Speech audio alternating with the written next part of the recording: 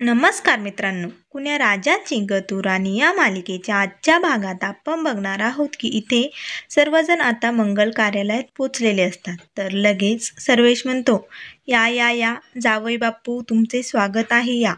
तर लगेच माया ही कबीरकडे बघत असते आणि त्याला बोलते, कबीर, हे काय घातलंयस तू? तर कबीर म्हणतो, काय झालं? तर माया म्हणते, मी दिलेली डिझायनर शेरवानी का नाही घातलीस तू? तर कबीर बोलतो की ते काय आहे ना मामी, ते खूप हेवी होतं आणि उगच मला कुणाचं ओझं घेऊन चालायची सवय नाही, त्यामुळे नाही घातलं. त्यावर आजी बोलते, अगं माया, असू दे ना, त्याने जे घातलंय ते त्याला सुंदर दिसतंय. तू त्याचे पाण्याने पाय धुवून काढ बरं, आणि सर्वेश ते पुसून काढेल. त्यावर माया म्हणते, काय, पाय कशाला धुवायचे, ही कसली पद्धत? तर लगेच सर्वेश म्हणतो, अगं माया, ती पद्धत असते, तुला माहीत आहे ना, आपल्या लग्नात पण माझे पाय धुतले होते, आठवतंय ना तुला? तर लगेच कबीर म्हणतो, हो मामा, परंतु मला ही पद्धत पटत नाही, मला पण नाही आवडत अशी पद्धत. तर माया म्हणते, हो बघितलं सर्वेश, त्याला पण नाही आवडत, मग कशाला या जुन्या पद्धती घेऊन मिरवत बसायचं, नको ते पाय वगैरे काही धुवायला.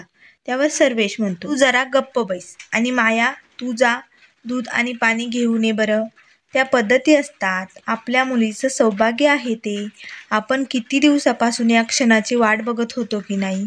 मग आपला जावई बापू आहे तो, त्यामुळे पाय तर आपल्याला धुवावंच लागेल. जा पटकन दूध आणि पाणी घेऊन ये. तर कबीर म्हणतो, अरे मामा कशाला?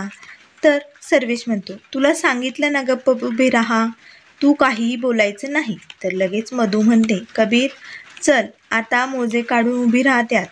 तर लगेच मग माया कबीरचे पाय धुते, मात्र तिला खूपच राग आलेला असतो. ती कबीरकडे रागाने बघत असते. तर हे सर्व गुंजा डोकावून बघत असते. गुंजा मात्र खूपच नाराज असते.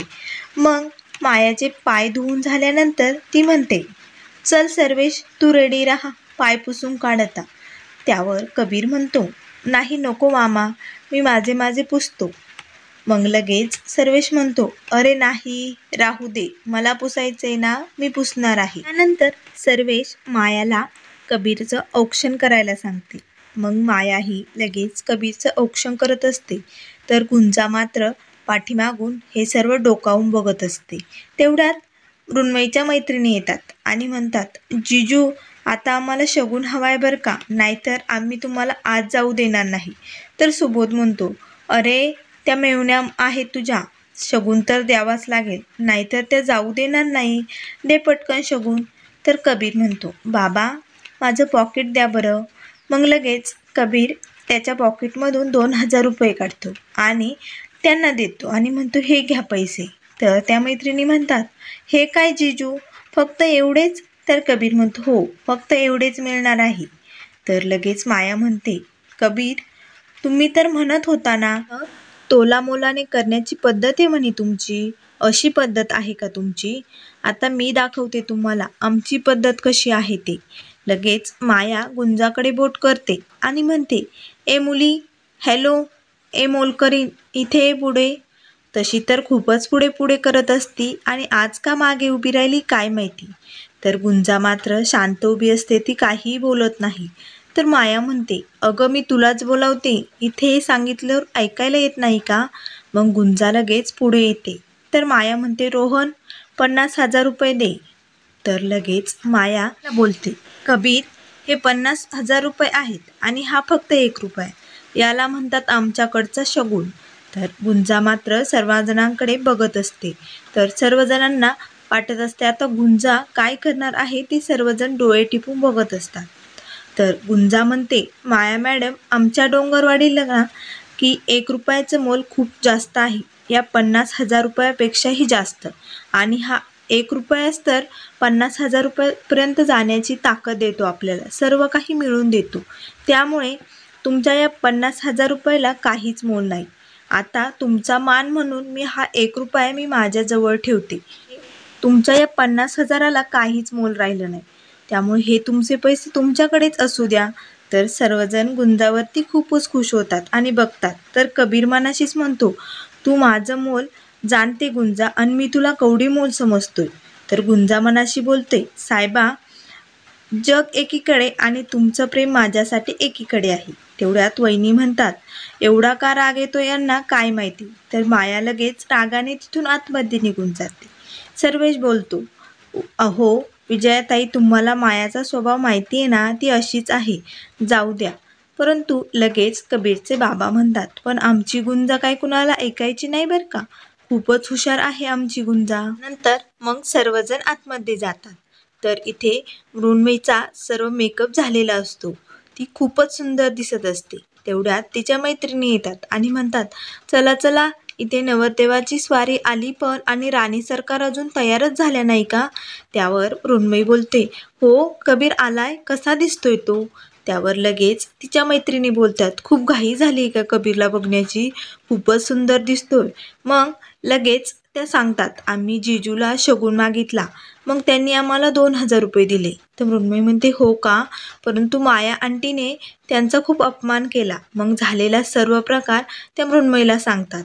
तर लगेच ती मैत्रीण बोलते, पण गुंजाने माया आंटींची चांगलीच शाळा घेतली आ. त्यावर मृण्मयी म्हणते, हो का, हेच आमची गुंजा हुशार, म्हणून तर माझ्या सासरला सगळ्यांची खूप लाडकी आहे ती. त्यावर त्या मैत्रिणी बोलतात, ते काही असू दे, मृण्मयी तू खूपच छान दिसते, चल बरं आवरून घे. त्यानंतर इथे सर्व तयारी चालू असते. मात्र गुंजा खूपच दुःखी असते. ती सारखी एकटी एकटी रडत असते. तेवढ्यात रोहन तिच्याजवळ येतो आणि म्हणतो, हॅलो गुंजा, हे बघ तुझ्यासाठी काय आणलंय. तो तिला सरबताचा ग्लास दाखवतो. तर गुंजा म्हणते, नगय मला. त्यावर रोहन बोलतो, अगं हे फक्त सरबत आहे, किती काम करशील, घे, त्या दिवशी सारखं नाही येते. त्यावर गुंजा लगेच म्हणते, तुला एकदा सांगितलेलं कळत नाही का, मला घ्यायचं नाही म्हणून. तर कबीर मात्र रोहनकडे आणि गुंजाकडे एकटक बघत असतो. त्याला त्या रोहनवरती शंका आलेली असते. तर लगेच तो उमेरला बोलतो, उमेर, तुला आठवतंय ना, एकदा का लग्नाचे विधी सुरू झाले ना, तुला आणि गुंजाला लगेच डोंगरवाडीला निघायचे ते. त्यावर उमेर बोलतो, हो, माझ्या लक्षात आहे ते, आम्ही निघणार आहे. पण कबीर लगेच उमेरला म्हणतो, पण त्या रोहनकडे जाऊपर्यंत लक्ष दे. त्यावर उमेर म्हणतो, का, कशासाठी. तर कबीर म्हणतो, सारखं गुंजाच्या मागे मागे करत असतो. तर उमेर बोलतो, पण तुला काय करायचंय त्याचं.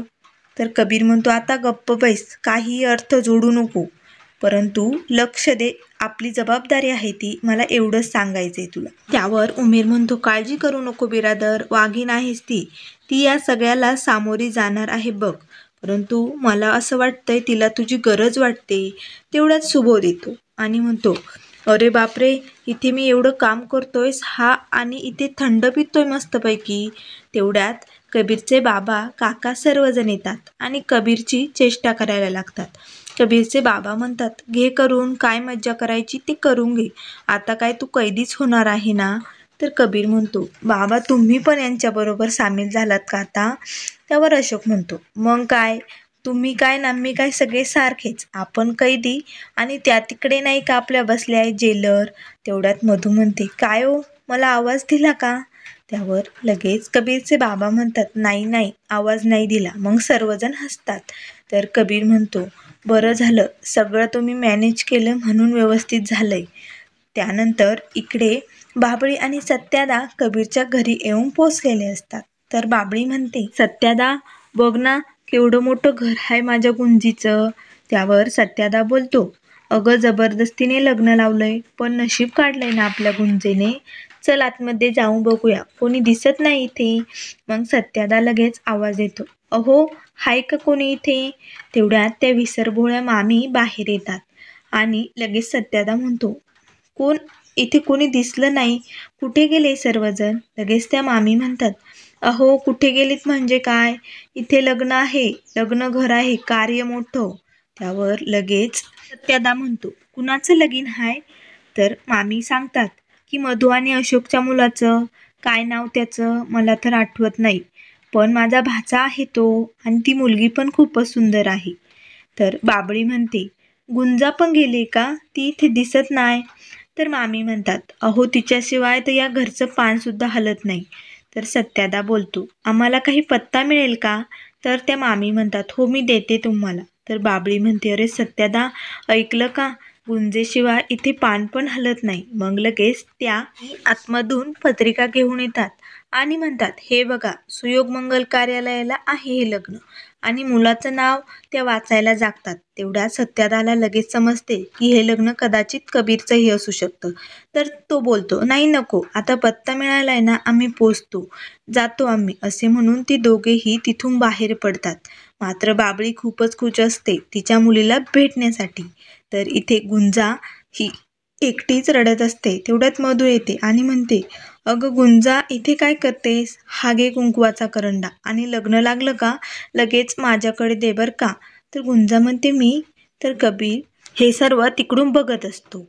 तर मधू म्हणते, अगं हो, हे लग्न घर आहे ना, इथे काही सापडत नाही, तू व्यवस्थित ठेवशील ना? वाटलंच तर डायरेक्ट कबीरकडे दे, माझ्याकडे नाही दिलं तरी चालेल, परंतु लक्षात ठेव. तेवढ्यात उमेर तिथे येतो आणि गुंजाला म्हणतो, गुंजा, कशाला घेतली ही जबाबदारी? तुला माहीत आहे ना आपल्याला लग्न लागल्यानंतर लगेच निघायचे म्हणून. तर लगेच गुंजा म्हणते, हो, मी नव्हते घेणार, पण काय करणार, त्यांनी दिलं माझ्या हातात. मग उमेर बोलतो, ठीक आहे, काहीतरी इंतजाम करू आपण, नको काळजी करू. गुंजा रडतच बाहेर जाते आणि मी आलेच असे म्हणते. मग रोहनही तिच्या पाठीमागे बाहेर येतो आणि त्याला गुंजाने त्याच्या कसे कानामागे मारले होते हे सर्व आठवते आणि म्हणतो, आता गुंजा बघस, तुला सोडणार नाही, तुझा बदला मी घेणारच, असे म्हणून तोही तिच्या पाठीमागे आलेला असतो. त्यानंतर मित्रांनो, पुढील भागामध्ये आपल्याला बघायला मिळेल कबीर आणि मृण्मयीच्या लग्नाला सुरुवात झालेली असते. मंगलाष्टका चालू असतात. तर इथे गुंजा लांबून हे सर्व बघत असते आणि तिच्या डोळ्यात अश्रू मावत नसतात. या सर्व विचारात ती गुरफटून गेलेली असते. तिचे मात्र लक्ष कुठेच नसते. ती एकटक कबीरकडे बघत असते. तेवढ्यात तिच्या साडीचा पदर पेट घेतो. तर मात्र इथे नवरी मुलीला हार घालतानाच कबीरचे लक्ष गुंजाकडे जाते. तो लगेच धावत जाऊन गुंजाला वाचवतो. असं मृण्मयीला भरमंडपात सोडून कबीर गुंजासाठी धावत आलेला पाहून मृण्मयीला मात्र खूपच धक्का बसतो.